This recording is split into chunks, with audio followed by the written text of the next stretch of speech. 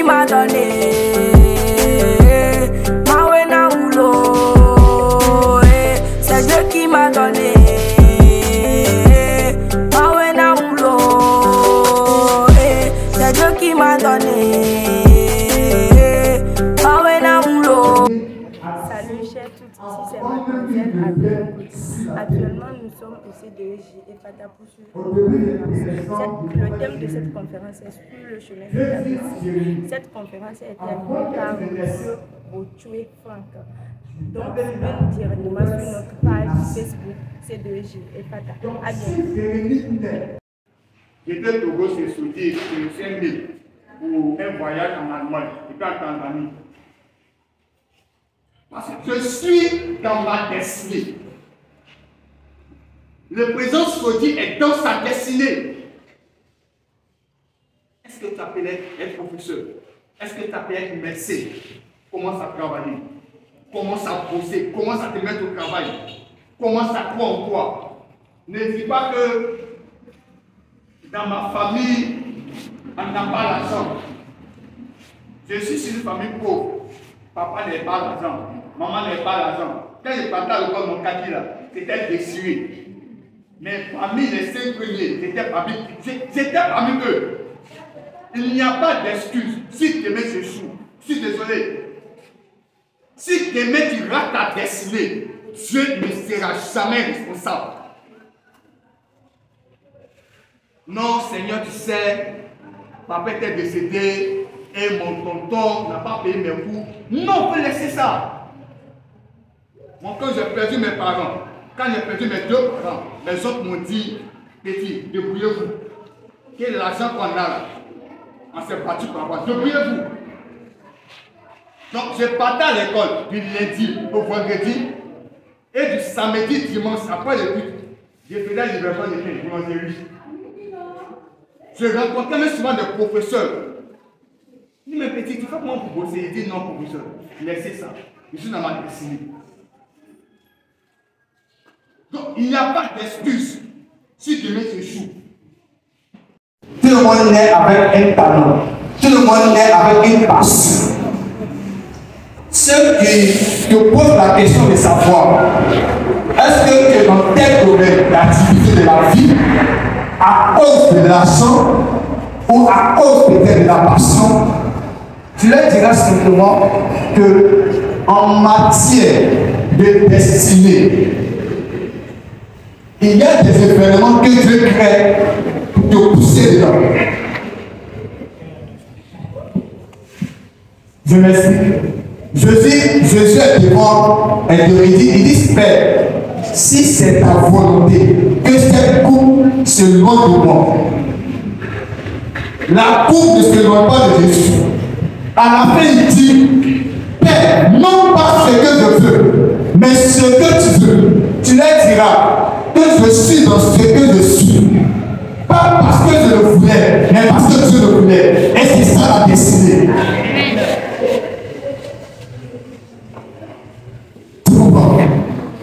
Tu leur diras, je ne suis pas dans ça pour de l'argent.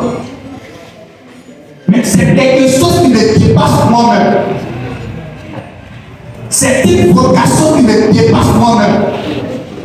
Ça dépasse mes compétences. Tu comprends? Donc la compétence fait également partie. Bon, tout à l'heure, on te dit par exemple que l'entreprise au Canada a besoin d'une jeune fille qui parle anglais, qui parle français et qui a une compétence en communication. C'est ton point. Pourquoi? Parce qu'il y a la compétence que tu as communiquée et il y a la compétence que toi-même tu as acquise dans la société. Et ça te permet d'accomplir sur de bonnes rails ta destinée. Donc la compétence est une clé pour accomplir sa destinée. Que ce soit la compétence, que ce soit le courage, que ce soit la détermination, que ce soit la résolution, ce sont des clés pour accomplir les décisions sur la terre. Donc la deuxième question, je l'ai dit un peu dans mon enseignement. La partie où ça va chauffer un peu, c'est lorsque papa dit que moi je veux que tu sois ça. Et puis l'enfant est convaincu à 100% que c'est son papa, c'est sa maman. Mais ce côté-là, c'est pas lui.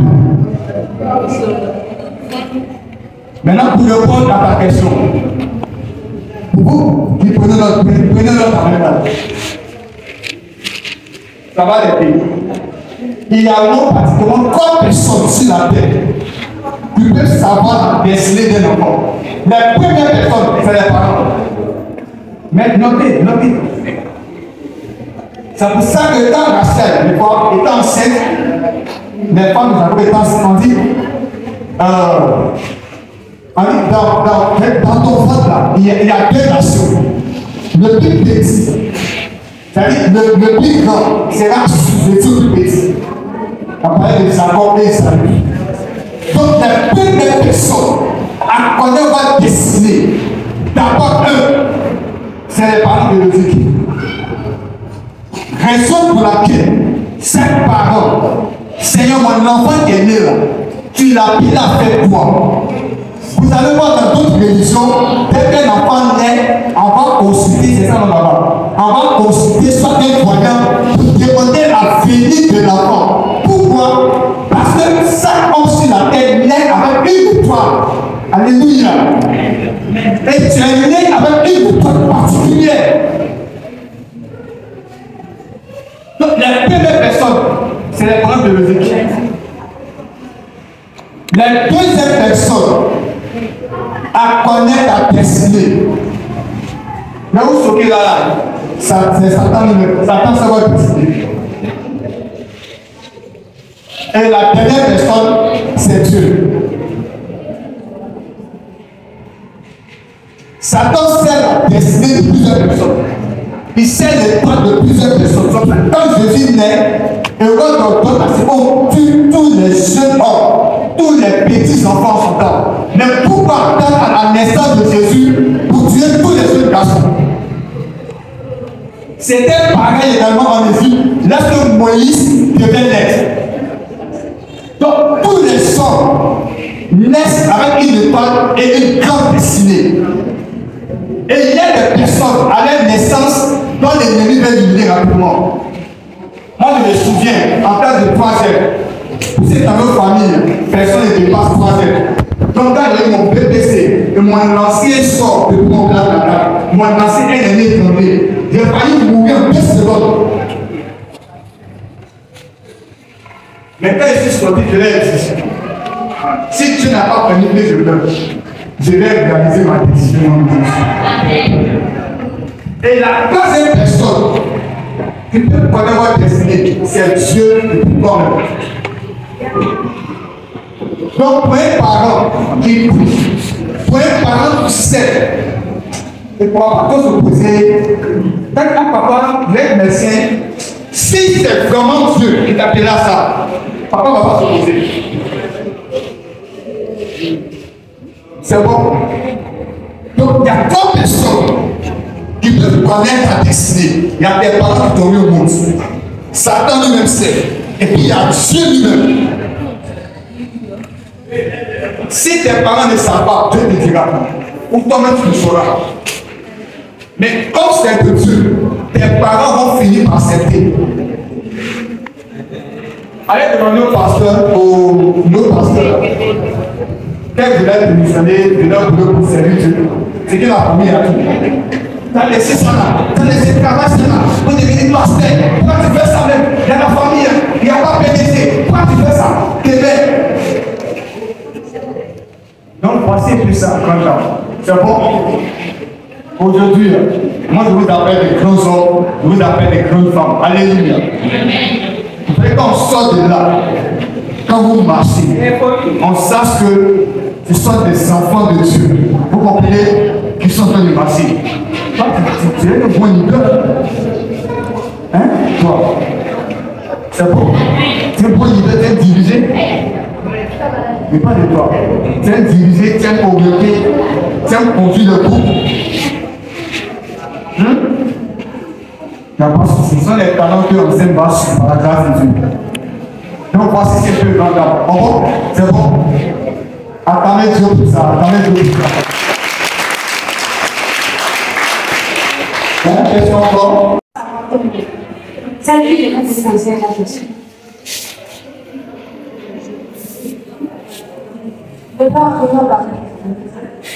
Moi, c'est politique.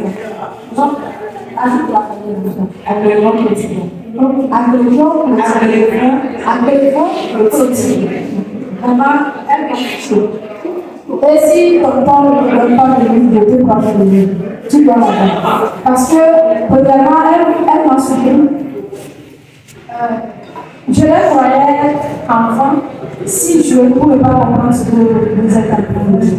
Et j'avais peur, je me demandais si vraiment il y a des gens ici qui comprennent vraiment ce qu'on est en train de dire.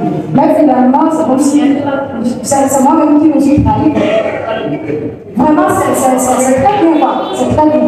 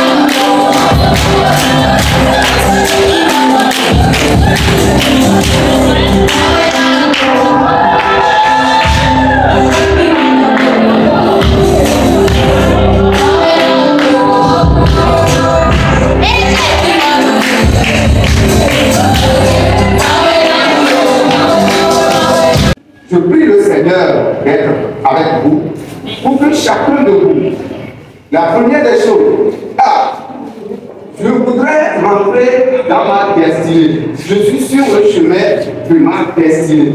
Quel est mon devoir? Que me dit prise de conscience? Quelles sont les qualités à avoir avant ce que Dieu a dit? Caractère, ce que Dieu a dit Dieu, ce que Dieu a dit sur nous.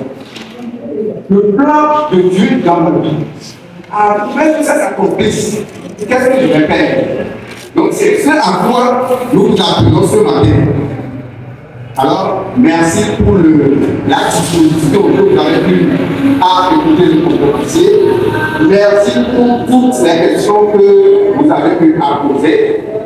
Et je voudrais qu'après cette séance, je vous inspire que vous soyez des enfants qui se consacrent, qui se concentrent à Dieu pour que ce qu'il a planifié, le destin qui vous est réservé, qu'un jour vous soyez en possession de cette destinée. Merci beaucoup.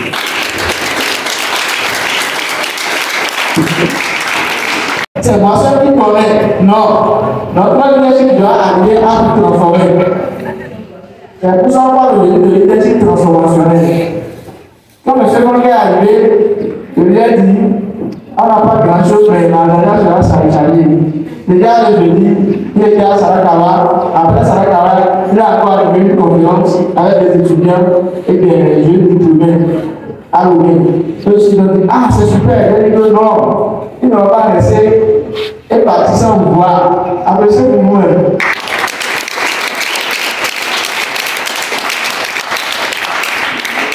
Parce qu'on pourrait dire le feu, on n'a pas fait activité aujourd'hui. Est-ce que vous allez le frapper? On dit non, il n'y a pas activité aujourd'hui, rentrez à la maison. Est-ce que vous allez le frapper? On a tenu ce qui on peut faire quelque chose qui va profiter aujourd'hui et demain. Amen. Donc, vous tous qui êtes là, la joie qu'on aura, que ce qu'on aura en retour, c'est pas parce que ce livre puisse témoigner chaque jour. Et quand je vois les fini de ce livre, ce que ça a transformé en moi, je sais. Ça fera qu'au cours de cette année académique, quelqu'un pensait faire dans une matière qui n'a plus de confiance, quelqu'un est désespéré parce que à la maison, tu n'arrives même pas à trouver à manger. Mais c'est difficile pour toi de te vertir, de t'habiller correctement, de faire tout ce que tu peux, qui va dire aussi que tu as trouvé aux âmes. Amen. Tu as eu l'espoir qu'il faut. Parce que tu as seulement dit quelque chose, tu as lu quelque chose, il te dit non, mon fils, ne baisse pas la barre. Parce que en lisant, les mots se transforment dans notre esprit. Amen. En lisant, les mots se transforment dans l'esprit. Amen. Bonsoir, monsieur. Oui, bonsoir, madame. J'ai quelques questions à vous poser. Qu'est-ce qui vous a pu marquer et vous êtes venu aujourd'hui chez nous au CDEG Fata pour nous donner quelques enseignements? Bon, merci d'abord pour la question. D'abord, je suis bien heureux d'être sur le territoire du Togo. Et ce qui m'a poussé pour être là aujourd'hui, c'est mon amour et ma passion de voir les filles et les destinées des jeunes être transformés, être métamorphosés. C'est vraiment ce qui m'a poussé à être vraiment présent ici à Ephrata aujourd'hui. Aujourd'hui de partager ma vie, mon expérience avec ces belles jeunesses togolaises. Quel est votre objectif en tant que formateur qui vous a poussé à écrire le livre sur le chemin de la destinée? Mon objectif, les hommes disent que les paroles se volatilent, mais les écrits restent. Donc il fallait également pour moi de laisser des traces sur la terre pour inspirer, motiver quelqu'un qui était découragé à croire en elle, à croire en sa destinée pour dire si l'autre n'est pas mort sur le chemin, c'est que moi également, je ne mourrai pas sur le chemin. Et raison pour laquelle j'ai écrit ce livre pour montrer à tout le monde entier qu'avec Dieu, nous sommes capables de faire des exploits. Voici un peu ça. Ok, merci beaucoup, monsieur. Merci beaucoup. Bonsoir, monsieur. Bonjour. J'ai quelques questions à vous poser. Quel apport vous avez amené pour soutenir la conférence de monsieur Franck? Merci beaucoup pour la question. Effectivement, si nous voyons l'œuvre que le conférencier a exposée sur le chemin de ta destinée, c'est un thème qui m'a beaucoup plu. Et l'apport que j'ai pu apporter à mes élèves, à mes enfants qui ont écouté, c'est que effectivement nous devons viser, nous voulons être audacieux dans la destinée de Dieu. Alors, il nous faut motiver nos jeunes à rentrer dans leur destinée. Et avant de rentrer dans cette destinée, il faut beaucoup de travail. Et c'est ça que nous appelons sur le chemin. Il faut la consécration. Il faut la consacration. Le courage, l'abnégation, la prière, afin que ce que le plan de Dieu, le projet que Dieu a sur la vie de tout un chacun, de tout chrétien, peut se réaliser. Alors c'est une occasion d'exhortation à notre jeune. Nous savons aujourd'hui que nous sommes dans un monde qui est en ébullition. Alors ces occasions vont permettre à nos jeunes enfants de se retenir et de se libérer, de se séparer de ce monde et prier, être dans la volonté de Dieu et devenir des fruits qui vont demeurer pour l'avancement de l'œuvre de Dieu. Merci. Ok, merci beaucoup, monsieur. Bonsoir, mademoiselle. En tant que participant qui a lu le livre sur le chemin de ta destinée, quel résumé pouvez-vous nous faire? Pour le résumé, je peux dire Quand j'ai lu le livre sur le chemin de ta destinée, j'ai pu retenir que Dieu a créé toutes choses pour un but précis, que chaque homme a une destinée et une vision. Notre vie sans la volonté de Dieu n'est rien. Mais pour suivre le chemin de notre destinée, nous devons avoir de l'audace. Bonsoir, merci. En tant que participant du projet qui a suivi cette conférence de M. Franck, j'aimerais vous poser quelques questions sur le thème, sur le chemin de ta destinée. Je peux vous demander la définition de la destinée. La destinée est un chemin qui a été bâti par Dieu dans notre vie. Ok, quelles sont les clés pour réussir sa destinée? Premièrement, il y a les compétences, il y a deuxièmement l'amour, les engagements et autres. Ok, merci beaucoup. Bonsoir mademoiselle. Bonsoir.